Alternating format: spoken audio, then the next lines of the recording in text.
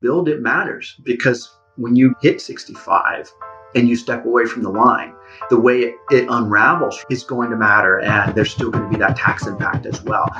Most pilots don't understand what career opportunities are available in the world of aviation. They're making career decisions based on advice from friends or posts on internet forums, meaning they are taking huge risks with their livelihood without having all the details. This podcast was created to help you understand the aviation industry so you can find your dream job. Let's get ready for Pushback. Here's your host and my dad, Nick Fialka. Hey pilot, it's Nick Fialka. How's your day going? I hope it's crushing. I am excited about today's episode. I have Timothy Pope, who is a certified financial planner, and he completely focuses on pilots and financial planning for pilots. There's really nobody great in the industry that's relevant that can provide solid financial planning, and you owe it to yourself to really consider this and really think about reaching out and having the conversation about your future with Tim. What I like about him is that he's very selfless. He's a pilot. He's like us, but he also is so down to earth and so conversational and just an all-around great guy. Lives up in Charlotte, North Carolina. If you're up there, swing by and say hi. If not, give him a call. I give out his phone number. The show notes have all the information on it, and he's great. I'm going to have him as a recurring guest. You'll hear him a lot on the show, and he will give some really important tips. So I hope you enjoy that. Before we get to the interview, two quick things. Number one, if you have a question for me or you know of a cool guest that you think I should interview, send me an email, podcast@spitfireelite.com, and I'd love to hear from you. Number two, if you need a resume, you don't already have one, or maybe yours is kind of lame and cluttered, go over to my website, spitfireelite.com/podcast. I've got free resume templates right there. So they're designed for professional pilots. They're the ones we use at Spitfire, and they're awesome. So go get one.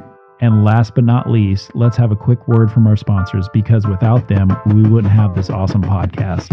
Hey pilot, it's Nick. I want to tell you about a great friend of the show, Timothy P. Pope. He's a financial planner, and he's completely focused on the professional pilot. He's the kind of guy you want to go to for real talk to help you figure out your financial future. With so many upgrades and so many transitions and so many things going on, you owe it to yourself to give him a call. He'll help you design and execute really smart financial planning strategies, whether it's retirement planning, investment management, military transition, tax planning. He's a great financial planning partner. Timothy P. Pope, CFP, helping professional pilots make the most out of life. Give him a shout. All the information's in the show notes. You should definitely tell him I told you to call. Well, here we are. We're with Tim Pope. Hey, Tim, how are you, man? Hey, Nick, doing well. Thanks. How are you? Man, I am awesome. It is super fun to have you here. I've been a big fan of yours for a long, long time, and having you on the show is a big treat. So, Tim, we talked about his financial planner, and I want to give him a second. Kind of tell me how you got into this realm, like where you are and what your focus is. Yeah, so I've been in the investment business since 2013 and became a certified financial planner a few years later. And here, about 2.5 years ago, launched a practice focused on the professional pilot. So we are a financial planning practice that works with professional pilots. So that's part 121, 91, 135, and then there's some self-employed folks as well. So I'm also a GA pilot. So I fly low and slow for fun and leave you guys to do the rest. How did you get focused on the pilot group? Yeah, so that's a really good question. So a couple of years ago when COVID just first hit, right, I've been thinking about just changing my practice. I was associated with a regional bank at the time, super sales heavy and all of the rest. But when COVID first hit, we all saw the pictures. The jets were lining the runways. Nobody was flying. I think there were a lot of advisors that were doing the ambulance chaser thing. Like, hey, when you get let go, let me tell you what to do with your 401k. And they had no idea what was going on. And that frustrated me. So you take that. So just the reality of the landscape, right? I'd always been fascinated with aviation as well. You put the two together, there was the need, launched the business, used a lot of the skills that I had as a certified financial planner already from the background, but then have just been spending the last 2.5 years getting smart about the pilot career life cycle, 121, your unions, your benefits, and all of the unique challenges that professional pilots face when it comes to their money. I would be willing to bet that the pilot that's listening right now is a person most likely under the age of 45, right? Most people listen to podcasts are under the age of 45. I'm almost there. I'm almost bouncing up against that edge, but there's a lot of living. There's a lot of living to do, and there's a lot of things that are going to be ups and downs in your life. And there's a big need, I think, for your market, for your niche to be able to be smart with that. What have you been seeing with that landscape of kind of what this aviation world in this new generation of pilot hiring, like what does that look like? Well, so this is interesting because you've got the current landscape that you've asked about, and then all the research that I've done, and then the folks that I've done that would tell me about the past and how things used to be. Right. So the current wave is interesting because, well, number one, if you're early on just getting into the game, you may have done it by taking on debt, right? So if you're new to being a professional pilot, you may have a large debt load that you're concerned. Like hundreds of thousands of dollars. Couple $100,000. Exactly. And that's not unrealistic. And so becoming a professional pilot is a worthy endeavor. It just happens to also be an expensive endeavor as well. So that's one thing. But the other thing is the professional pilot has a tremendous opportunity to create wealth for his or her family. Right. Particularly Absolutely. if you're just getting into the game. And what I'm seeing, there's a lot of first-time pilots, like first-generation pilots, right? And folks who may or may not have had the best examples growing up of how to deal with money and resources. And that's okay. But I think if you go back to step one, is like, hey, I've got this tremendous opportunity to create wealth for myself and my family, my children, and so on. And you just treat it like the opportunity that it is. And then say, hey, how can I be responsible for it? So that's what a lot of folks are coming to me with. They may have the large debt, particularly early on. We're talking, 30s, that kind of thing. Late 20s, there's still some debt. Usually by the time, they're in their 40s, it's kind of gone. Let's talk about that. I'm sorry to interrupt. I do want to dive down on that a little bit, right? So you have got to think, right? You've got your 23 to 29-year-old that's coming out with $200K worth of debt. He's coming through flight school. He did the CFI thing. He's like eating ramen. And he's, like, what can you possibly offer them to when they're just getting by? Like, why is that the time to get started? Well, so that's a good question. And the time to get started as early is for the time value of money. And things compound. So there's a lot of times what I'll see and I'll hear is saying, hey, I want to retire all of this debt 100% before I focus on something like retirement. Depending on what your life goals are and what you want in the future, you might be able to get away with that. Mm-hmm. But from my perspective as a financial planner, it makes a lot of sense to start your investments earlier and give those things time to compound over your career versus just singling out the debt. It looks like you have a question. Go ahead. Well, I want to add this. I think that the one thing that you get into, you're 24, you're 25, and you start this, like just ripping the Band-Aid off and starting, even if it's like $100 investment a month or something like that, is you build a habit pattern, right? And that's what we do in aviation. We build habit patterns. We have checklists, we have flows, we have the FMS. Like you'll get to the point in your aviation career where you're just like almost mindlessly pushing the buttons to get the buttons to do it. And that, like having money, putting your money to use for future you and future spouse and future kids is like mind off, brains off, like let it go and get it going so that you can start that habit pattern. Autopilot, baby. Autopilot. Yeah, you said it really well. And that's, stepping away from pilots, but that's what I do with my children. Yeah. Is how many kids do you have? 10. I have 4 children. 4 children. Man, I got 5, so catch up, son. Oh, there you go. You got me. But they get $10 and it's like, hey, all right, so you're going to save some of that. You're going to give some of that away, and you're going to spend some of that. Right. And that's kind of the ethics that we use in my house. And it's only $10, but they learn, like you're saying, that habit to when it's $100 or $1,000, they know like, hey, I got to save some. My son's always asking me like, Dad, how much do I have in my investment account? And I'm never telling him because it's down right now. I know. It's down. That was great during COVID. Like, hey, let's open it up.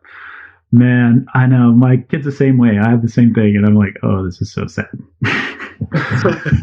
All right. So I've mentioned this to you before. Tim and I go back, good friends, and we love talking about being fathers. We love talking about financial investing and those things. One of the things, so I was talking to Joel Webley, who is the president of OBAP, the Organization of Black Aerospace Professionals. And if you haven't heard the podcast yet, please go back and listen to it. It is an awesome, awesome episode. One of the, I asked him at the end of our interview, I'm like, what is one of the things you regret in your life? And God, if he didn't just throw it out there, he's like, I wish somebody would have told me and taught me about managing my finances early. Because at the end of the day, you can make $1 million a year. If you're busting your tail and you're on the road and you're a super senior dude or a lady at a major, you can make $1 million a year. And if you are doing that and you're leveraging that, you're going to get taxed at 30 some odd %. So you have to be right about it. When you have no money, that's the time to start. That's it. That's exactly it. And I was just talking to a group of folks the other day. It's about mindset. Yeah. You shape that mindset. Then when the mindset meets the opportunity, it knows what to do. And we help people that. So in your 40s and you don't have the mindset, right? That's okay. We're like the practice when we do this, it's a judgment-free thing. It's a judgment-free experience. But also I think that everybody's different and what people want in life is different.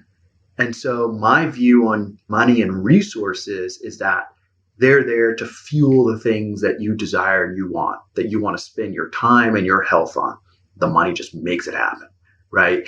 And so I think it's important for folks to learn themselves and know themselves, what's important to them, and then we'll partner and make that happen. And of course, also part of my job is to point out like, hey, you might not have thought about this, but maybe we should allocate some resources for that. Hey, you're 25. It's not time for that Rivian, Like, you don't need it. You don't need the Cybertruck. My buddy Philip has a deposit on a Cybertruck. He's probably listening to this right now. I'm like, and he lives in Charlotte. Oh, really? I love that you said mindset meets opportunity. I feel like that needs to be like the title of this episode, because that is getting to that mindset, like forming it so that the opportunity is available. Let's talk about that mid-career cat that is just starting at a major or getting into year 2 or 3 at a ULCC, something like that, or in the, charter world, whatever they are, they're starting to make a couple bucks. And now there's a big threat out there. Why don't we talk about that? Yeah. So when I think mid-career, I start to think pilots that are, hitting their stride in their 40s, early 40s. What happens is they say, oh, snap. The first 20 years went by really fast. And I only have another 20 to 25 to go. Yep. That is me all day, brother.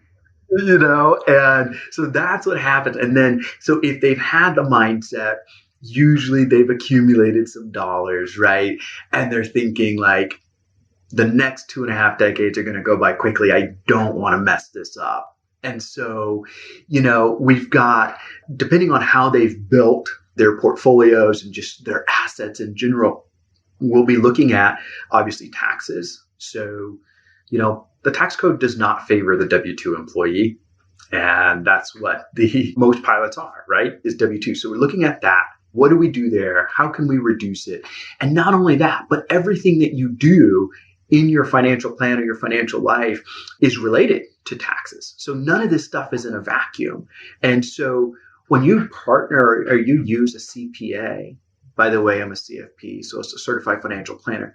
But when you use a CPA, a certified public accountant, right, a lot of times they are backwards looking. At the end of the year, you just dump your docs on their desk or upload it in their portal, and then they crunch the numbers and say, here's what we could do.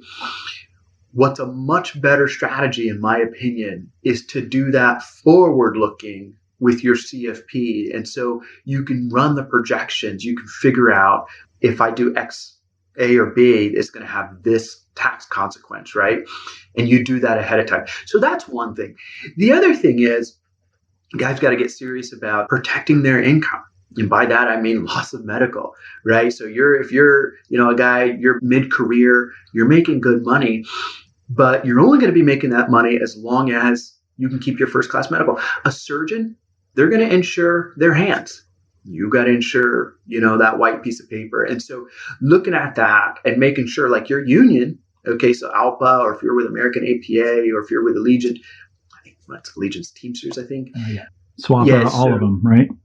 Yeah, so they all offer something, but you owe it to yourself and your family to do a deeper dive and figure out if that's appropriate for what your needs are. And then, of course, there's the retirement planning as well. Like, I think the fact that how you're planning for your retirement is just as important as if you are, particularly when you have higher income. The way you build it matters, because when you hit 65 and you step away from the line, the way it unravels from the 401k and the different accounts that you have, or the out-of-the-box investments that you have, is going to matter. And there's still going to be that tax impact as well. So that's what I see with a lot of mid-career, is like, oh snap, the next 2.5 decades are going to go by quickly. I don't want to mess this up. I want to partner with somebody who's done this before and who can help me out. Yeah, so you and I were speaking a couple weeks ago. I have a friend who is a major airline pilot. He's been hired by that company for, I want to say, 6 months, and just got awarded wide body captain. And he is single, in his 30s, and is all of a sudden going to step into the big leagues. And so that, the things I think about are this, like, for those of you at a major, right? You have a cap of what your company can donate to your 401k. Right. Yeah. Most airlines have a 16% off the top, like not matching, like straight up, like direct deposit 16% into your 401k. And when you're a captain, that fills up after about 90 days. And then you have the rest of the year where that money is going to come back to you taxed. And that's not boat money. Like, that is not boat money, baby. Like, that is your savings that is not getting there. You are going to have this income level where you're going to be like straddling tax brackets, right? You're going to be at a point possibly where if you earn $1 more, you're going to make 25% less than you were going to make. And you need to be aware of that, because if you're hungry and you're out there picking up OT and you're out there massaging your schedule and rolling thunder or rolling coal or whatever you're rolling, like, that is where, like, if you don't have a plan, you've already lost, because that money comes and it goes. I've got kids, we pay for, I've got mortgage, I've got schools, I've got food. My God, they're growing so fast. Like, this, I need another Goodwill down the street just to keep them in like clothes, because I'm paying for new clothes. Too many kids. I got to get the weirdo van, right? I got to get the weirdo 15-passenger van so we can be the window lickers in the line at church. But all of these expenses, all of these things. And I still have to retire, and I still have to provide for my spouse, and I still have to make sure that at the end of the day, I'm not on the streets, I'm not in some center, I'm not doing this or that, and it becomes a sad thing. Or when I retire at 65, I don't have 7 ex-wives and have to keep working because it's crazy. Yeah, cheaper to keep her, y'all. And I've seen it. I have seen it. I have jump seated with people that are 65 and looking to get another job, not because it's super awesome to stay in the industry, but because they financially have to. And you shouldn't be that, right? Well, I think there's a few things in this career as being a professional pilot that affords you the opportunity to think outside the box when it comes to your investments. And what I mean by that is just not the, stock and bonds, 401k, IRA, and individual account, but the resources, the earnings that you're afforded, and then the time that you can have off if you do it well. You can look at other businesses. You don't necessarily have to be the owner operator. Yeah, you could look at real estate. You could think about outside of the box investments. And so when you talk about the mid-career guy, or even the early guy, if they're thinking like this, then they set themselves up to where it's like, hey, you're cruising in retirement. Matter of fact, I know some guys where they're doing well in the 121 world, but that's actually holding them back from some of the other things that they have going on, right? They're making more money on the outside. And so, that's something to think about as well. It's too, like, I talk to some clients, they're like, hey, I like flying. I got into this because, GA, I want to buy an airplane and I kind of want to retire early so I can go fly, for fun, right? And there's ways to do that. You got to be smart about it. Yeah, absolutely. You sure do. And I would say I'm going to do an entire series on the side hustle. There are a lot of people out there that are running serious organizations. There are a lot of people doing their thing, selling one or two houses at a real estate agent or this, that, or the other, or selling Cincy. But then there's some serious things going on out there. And I think that being able to manage all of that and manage yourself financially, being fiscally responsible, you owe it not just to yourself, but to your family. And that's kind of where the point gets driven home. So as we move from that person that is mid-career and we're rolling into, all of a sudden I'm in my late 50s, what are we telling them? Yeah. So the final approach, right? Final approach. So it gets serious then. Because honestly, what you've done, you have to work with, the market is not magic. The market rewards the long-term investor who's patient and who has good habits, right? So when we're in our late 50s, now what we're talking about is strategies for retirement. We're talking about income strategies. How are we going to unwind all of these investments that you've built, but then try to keep as much as we can in your pocket without taxes? So there might be things like strategic Roth conversions. There's going to be the Medicare surcharge, right? You're going to come off of making good money as a captain or a very senior FO, and your income's going to put you to where you're paying more for Medicare. So being aware of those things. And then your Social Security is going to be taxed. But so we're looking at income or retirement income strategies typically. Also, estate planning, you're doing that all throughout. But if you haven't done it yet, you're really beefing up that estate plan and making sure that your wishes and all of those things are listed and in order. But on the final approach, that's it. And then having people think about, and this is less financial planning and more, again, mindset. Am I ready to leave the flight deck? And what am I going to do? You've had a career where you were in command of a big jet. You were in charge of a lot of lives. You're probably not going to be content just sitting around. And so we think about almost mental health, but you know what I mean? There's going to be this mind shed. And so I start having my clients thinking how are you going to fill your time? And people go through this transition period. It's right when they retire and then they finally settle down in their role. But that's a big deal. Is that filling that time? Yeah, absolutely. So I dealt with that when I left the military, when I left active duty for the first time and went into the reserves. I really felt like I lost a lot of fraternity. And then I stayed in the reserves and managed all of that. And as I became older and wiser in my military years, they deployed me to a region of the world where I was meeting with heads of state and doing things and big time dinners and all these things that are very, very fun. And when I got home, when I was coming home, my wife, who was awesome, and I was gone for a year and she had a baby while I was gone. I was coming home to a 1-year-old and she's like, don't you think you're going to ride in a car with American flags on the hood? You are pop and you're coming home and you're going to be a husband and you're going to be a dad and you need to fill your time and fill your space and be able to do that. And really the way I was able to do it is with deep friendships and with conversation and a lot of cigars. And you have to find that when it's time, final approach, right? And you do your last flare and you pull the power back and you taxi into the gate. Once you take off that uniform for that last time, are you going to be part of the Rotary Club? Are you going to be part of the JCs? Is it a church group? Are you doing woodworking? Are you bringing the band back together and doing death metal? Whatever you're doing, man, do that. And hopefully your finances have been such that you are allowed to have that little bit of a break, and you are allowed to retire, not to stop living, but to just live well and pay out. All this stuff pays off. So yeah, man, gosh, seems like it's a long way away, but boy, I look back at when I started and it's like, oh geez, I was just there. My movie references aren't cool anymore, but that's about it. Yeah, well, I love the fact that your wife stuck it to you and was like, man. Boom. No, she straight up knife-handed me and was like 100%. That was like, we were still on the phone. I was still deployed. She said, I want you to know I love you, but when you get home, you're pop. I was like, yes, ma'am. I got it. That's funny. Yeah, man. So I love this discussion, and I could talk about this all day, all night. There's so many different things that are happening with our world. Right now, as we're recording this, the crypto industry is completely collapsing upon itself.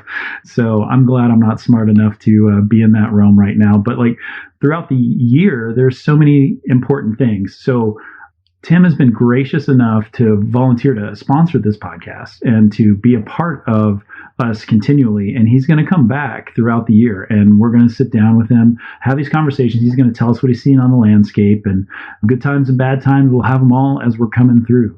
And so I'm really excited about that. And I want to say a special thank you to Tim for being gracious and open enough. When he found out there was going to be a podcast, he was the first person to approach me, and I am very indebted to him and excited that this is all this we're listening to is because of Tim and because of Spitfire, and we're really thankful. And so as we do, Tim, can you tell us how to get a hold of you if we're interested in kind of reaching out? Well, absolutely. I just want to first say, I think the partnership makes sense. I mean, we like to think that we're helping professional pilots make the most out of life. And when I talked to you about the goals for your podcast, that was the same as helping people navigate this world, right? That can be somewhat murky. The best way to get in contact is just go to the website. So tpope.ceterainvestors.com. Can you spell Cetera for me? Yeah, that's CETERA. Cool. You don't even have to worry about it if you're listening, because you can just click the show notes and click it right there because it's going to be posted. That's right. So you can just go to the website, tpope.ceterainvestors.com, just put schedule initial client meeting, and there we'll go. That's free of charge. You and I will spend an hour together, and we'll chat about whatever's on your mind. So that's awesome. I am really excited about that. I think that if you, the pilot, listening to this, if you have a question that you want to ask Tim or you want me to ask Tim, you can email podcast@spitfireelite.com. That is also in the show notes. Whatever question you've got, I'll bring it up and Tim will answer it when he comes on and chats with us again. Tim, any parting words before we roll? This was great. All the best success to the podcast. Looking forward to hearing all the episodes, Jeff. So. Yeah, man. Thanks. You guys, listeners, you owe it to yourself to make that phone call, to spend an hour in a conversation. Make your decisions then. That's what I think. So, Tim, thank you. You're the man. I'm excited to have this partnership. Thanks for being part of us. Absolutely. Thanks, Nick. I appreciate you. All right, buddy. Hey, before you jump out of here and go on to the next podcast, can I ask a big favor? Would you mind going over to your app that you're listening to this podcast on and give me a review? Give me a 5-star review if you love it. Give me a 1-star review if it totally sucks. Put a comment in there, something that is helpful. It helps me. It helps get the word out there.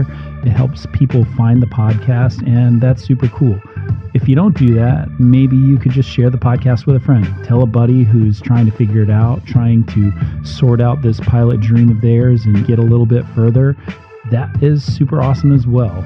Last, if you don't do either of those two things, how about this? Find a way today to make yourself 1% better. Do that thing that you've been putting off. Put your foot forward, make movement, get yourself going, get that inertia that you need to succeed in this industry. So that's your choice. Leave a review, tell a friend, or make yourself better. Either way, it's all a good choice. And I'm super stoked you're listening, and I will see you on the next episode. the statements made on this show are my own opinions and do not reflect, nor are they under any direction from my employer.